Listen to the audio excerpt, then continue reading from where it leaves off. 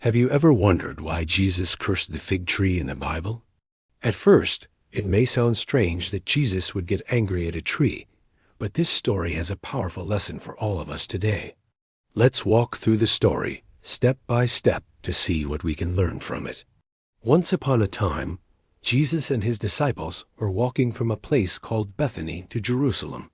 It was probably a familiar path for them, but this time something unusual happened. Jesus was hungry, and as he walked, he noticed a fig tree by the road. Now, this fig tree looked great. From a distance, it was full of green leaves, which made Jesus think that it had ripe figs. You know, the kind of figs you can eat. So he went over to see if he could find some figs to eat. But what did he find? No figs at all, only leaves. It looked good on the outside, but had nothing to give. So Jesus spoke to the tree. He said, "May no one ever eat fruit from you again."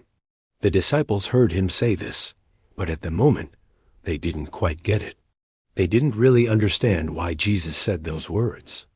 The next day, as they continued on their way down the same road, the disciples couldn't believe what they saw. The fig tree that had looked so healthy the day before was now completely dead. It had withered from the roots up. All that greenness had turned to nothing. Now, this wasn't just a strange thing that happened to a tree.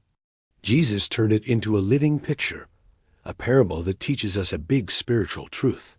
The fig tree represented people who seem okay on the outside, maybe even religious and spiritual, but inside they're empty. There's no real connection with God. They're like that fig tree full of leaves, but with no fruit. You see, God doesn't just want people who look good on the outside. He wants our hearts and lives to produce good fruit. The fig tree had leaves, which are important because they help the tree make food, but they don't directly give us food to eat. God looks at our lives the same way. Do we have leaves or fruit? Are we just going through the motions of being a Christian, or are we bearing spiritual fruit? So what kind of fruit is God looking for? Not figs, but spiritual fruit. This includes things like being kind, patient, ready to forgive, loving others, and believing in God through faith. These are the things that show we truly belong to Jesus. Right after this event, Jesus taught his disciples about faith. He said that if you believe, you can even move mountains.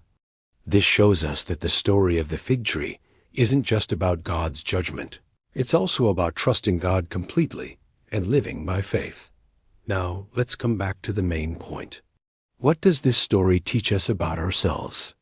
Well, it's a reminder to examine our hearts. Are we just showing green leaves?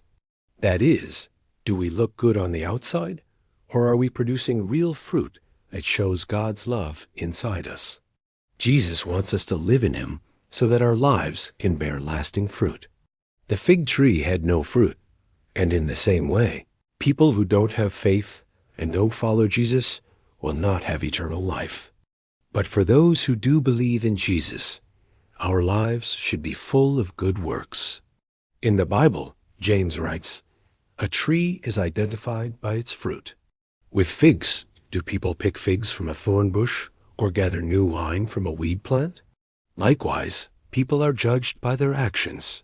Friends, let's remember that God sees what's inside us. So let's make every effort to let our light shine. Let's be people who not only look good on the outside, but also have good fruit on the inside. This is the best way to show everyone that we truly belong to Jesus.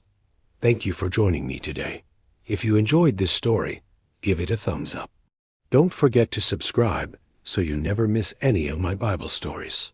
Keep shining brightly, little friend, and see you next time.